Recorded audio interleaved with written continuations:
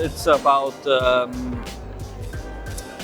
using what we have around us on the Faroe Islands, and there is a combination of these two things. So we like to use the freshness, the pureness of the raw material that we get from the cold waters around the Faroe Islands, and then the more traditional things that are preserved meats and fish and so on. So for us, it's really only just about using what we have around us and what makes sense to use.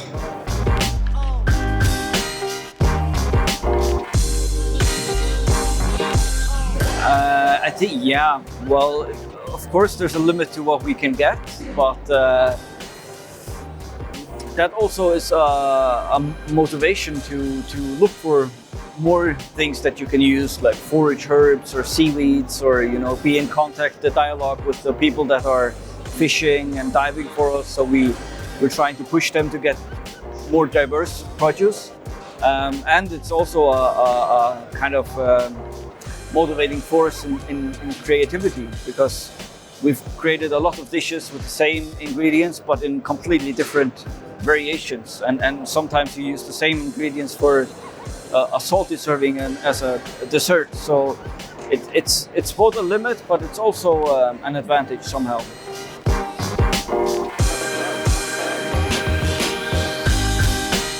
That's a difficult one.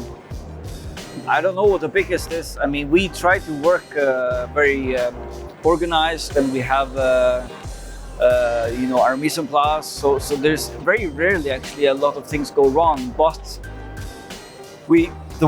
where we have our restaurant, where it's situated on the Faroe Islands, it's a more or less off-grid restaurant. So all the water that we get is from the river or coming from the mountain.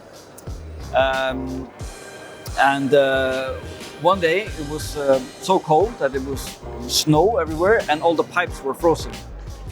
So we had to start the day with shoveling snow in big pots, and then boiling that and then filtering it in order to make whatever we needed to make. And we need to boil snow and have it in boxes for the toilet, also for our guests.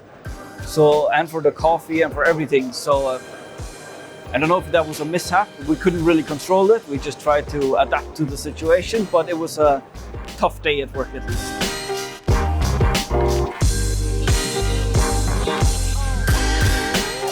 I did not want to become a chef as a child.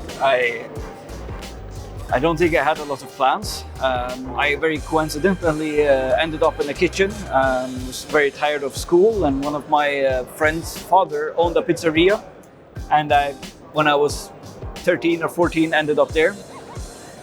And then from there, it just kind of, I was already working in the kitchen, and I was like finishing school, so I was thinking what to do, and I just went to culinary school because I was somehow already in the field. So it was just really a series of coincidences that led me to being a chef.